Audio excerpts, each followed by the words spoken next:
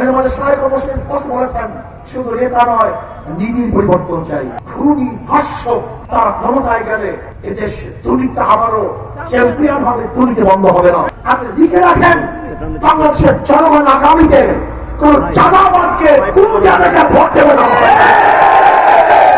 লিখে রাখেন আপনি। আমরা স্বয়ংসম্পূর্ণ হব, শক্তিশালী হব, পরাশক্তি হবে ইনশাআল্লাহ। ওসি সাহেব ট্রান্সফার হন, ঘুষ সাহেব চেয়ারিং থাকেন, এসপি সাহেব ট্রান্সফার হন, দুর্নীতি সাহেব রুমেই থাকেন, ডিসি সাহেব চলে যান, অপরাধ সাহেব বিল্ডিংয়ে ঘোরাফেরা করেন। শুধু ট্রান্সফার হলে পরিবর্তন হলেই ঘুষ বন্ধ হয় না, দুর্নীতি বন্ধ হয় না, চুরি বন্ধ হয় না, জুলুম অত্যাচার বন্ধ হয় না, যতদিন পর্যন্ত নীতি ও আদর্শবান লোক ক্ষমতায় না বসবে। এর মধ্যে শায়েখ অবশ্যই স্পষ্ট বলেছেন, শুধু নেতা নয়, নীতির পরিবর্তন চাই। মাতার গাছ লাগিয়ে আমের আশা করা যায় না, তেঁতুল গাছে বৃষ্টির ফসল হয়, ফল হয় না। যারা চোর, দুর্নীতিবাদ, চাঁদাবাজ, খুনি, ধর্ষক তারা ক্ষমতায় গেলে এদেশ দুর্নীতি আবারও চ্যাম্পিয়ন হবে, দুর্নীতি বন্ধ হবে না। আমরা দুর্নীতি বন্ধ করতে চাই না, উৎপাদন করতে চাই, নির্মূল করতে চাই। বাংলাদেশের দুর্নীতি থাকবে না। আপনারা দেখেছেন গরিবদের চাল কোন ঘরে পাওয়া যায়, এদেশের সমস্ত মানুষ জানে। রিলিফের টাকা কোথায় পাওয়া যায়, এদেশের মানুষ জানে।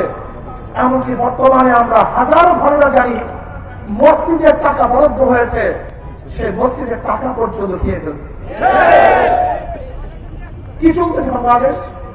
প্রশাসন নির্বাক চেয়ে দেখছেন। ধারণা কি, যদি আপনারা চেয়েই থাকেন আপনাদের বেতন দেওয়া বন্ধ করে দেন, আপনারা বেতন দিবেন আর বাংলাদেশের মানুষকে শান্তি দিবেন না, বাংলাদেশের মানুষকে নিরাপত্তা দিবেন না, তাহলে বেতনে আপনাদের জন্য জায়েজ হবে না। আমরা কি হয়েছে ভেবেছেন অমুক দল যদি ক্ষমতা আসে, অমুক দল ক্ষমতা আসলে কি হবে? হবেটা কি? কিভাবে ভেবেছেন অমুক দল ক্ষমতা আসবে? আপনি লিখে রাখেন, বাংলাদেশের জনগণ আগামীতে কোন চাঁদাবাদকে কোন জায়গায় ভোট দেবে না। লিখে রাখেন আপনি। মানুষ সচেতন হয়েছে, বলতে পারেন অমুক ভোট পেয়েছেন, আওয়ামী লীগকে এত ভোট পেয়েছিল, আওয়ামী লীগ কোথায়? অমুকে ক্ষমতায় দিয়েছিল, আওয়ামী লীগ ক্ষমতা ছিল, আপনি কোথায়? ওই আগেরকে চ্যালেঞ্জ বাদ দেন, বর্তমান চিন্তা করেন। গোটা দুই অ্যাডভান্স হয়ে গেছে। যেটা আমেরিকা ভেবেছিল ইরানকে আক্রমণ করলি মুহূর্তের মধ্যে শেষ, কিন্তু দেখে ঘুরে বাড়ি এখন আমেরিকায় শেষ হয়ে যায়। ওই টকশোতে বসে আলোচনা করেন, এই পাবলিকের খবর রাখছেন কেউ? পাবলিকের অবস্থাটা কি, ভোটারদের অবস্থাটা কি? এবার সমস্ত ভোটাররা এদেশের চোর, হাত পাখার দেবে ভোট। সকল ভোটাররা বিদেশের জোর, ইসলামের পক্ষে দেবে ভোট। ইনশাআল্লাহ আমি বিশ্বাস করি এই বছর ইসলামী দল ঐক্য হয়ে একটা বাক্স দিতে পারে, তাহলে জালেমরা বুঝবে কত ধানে কত চাল, কত ধানে কত চাল, দুটো জালেমরা। আমি গরিবকে বলবো, আমার গরিব বন্ধুরা, তোমরা কি পাগল? তোমাদের মাথায় কি ঘিরু নাই? ইসলাম তো আছে দুনিয়াতে গরিবদেরকে উন্নয়ন করার জন্য, গরিবদেরকে ধনী বানাবার জন্য, গরিবদের লেভেলকে সুন্দর করার জন্য। কিন্তু তুমি ইসলামকে কেন পছন্দ করো? যদি কিয়ামত পর্যন্ত বর্তমান পুঁজিবিত অর্থনীতি থাকে, একজন গরিব ও ধনী হবে না।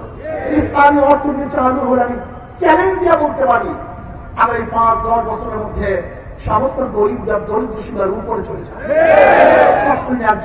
একটা বাংলাদেশের কোথাও মানুষ থাকবে না, চিকিৎসার অভাবে ঢুকে ঢুকে বাংলাদেশে একটা মানুষ মরবে না, আমার বাংলাদেশের কোন মহিলারা ধর্ষিতা হবে না, আমার গোটা বাংলাদেশের প্রত্যেকটা মহিলাদেরকে ন্যায্য অধিকার প্রতিষ্ঠা করা হবে। দেশের শ্রমিক, জেলে, কামি, কামার, মজদুরদেরকে ইনশাআল্লাহ মানুষ সম্পূর্ণ জীবন ব্যবস্থা করার ব্যবস্থা করাবে ইনশাআল্লাহ। আমরা স্বয়ংসম্পূর্ণ হব, শক্তিশালী হব, পরাশক্তি হবে ইনশাআল্লাহ।